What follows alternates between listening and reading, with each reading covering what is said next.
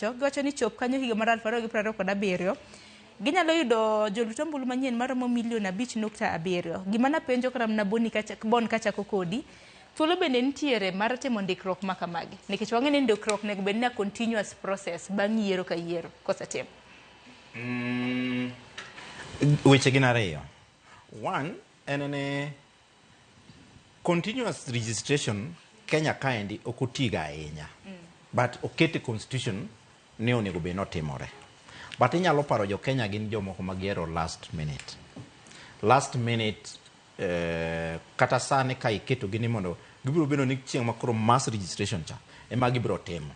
Omiyo an gadieri ni sani kato yaw mana voter no yiene ji registration centers mondo jo Kenya wuog ni mondo nikech Gen Zs gi akuni jo Kenya de register mondo kaka jo ombulu. Time nitiere ma ok ng'ato ok nyalo wacho ni koro time unless ni nitiere ng'at moro ma dige e yo moro no dwaro timo godo kisiasa. Osebedo modeko, osechako deko. Definitely odeko. Ni mare gemo me odeko en ni ande ki somo election timelines. Onego bed ni idhi chunge at some point. Ok odhiga nyaka giko. Voter registration being any chunge, I don't know, it's 6 months to elect. I don't know, I'm not sure. Okado bedo misquoted. But nitiere time ma ochung ni koro voter registration ochung. Mondo timne register no audit, mondo timne register no verification, and mondo inspection. Ma jo IBC procure ngat mo company moro IPP GM something. Ema timone gi gaenya.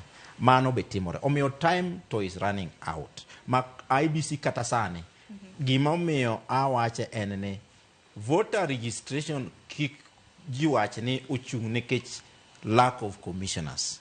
Voter registration kata sane komi IBC pesa from the treasury to IBC nyalo timo voter registration. Nikech voter registration itimo gi returning officers a constituency kucha.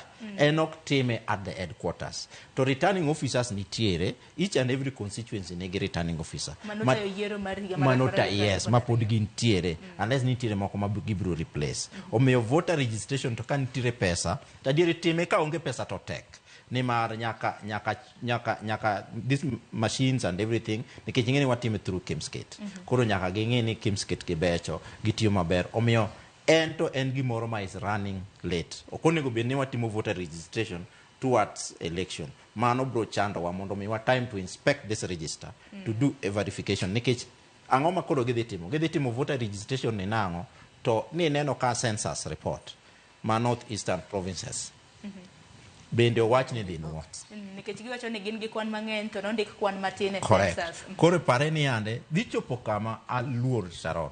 Ni wadhi bedo ni nitiere section mar Kenya ka ma census dhi mbele ikwanogi to voter registration be dhi mbele. Koro ere kaka idhi develop such a register. Mage gik moko ma onego bed ni can be avoided. Ma kandiere ni ka kong'i maber in under the election management ma wachocha to ginyalo ng'iyo maber ma ging'i ni gitimo kaka dwarore. Tekin mabende kod ratim voter registration nyakwarom gajwanga ng'eni mar mondo mindikri kaka jagombo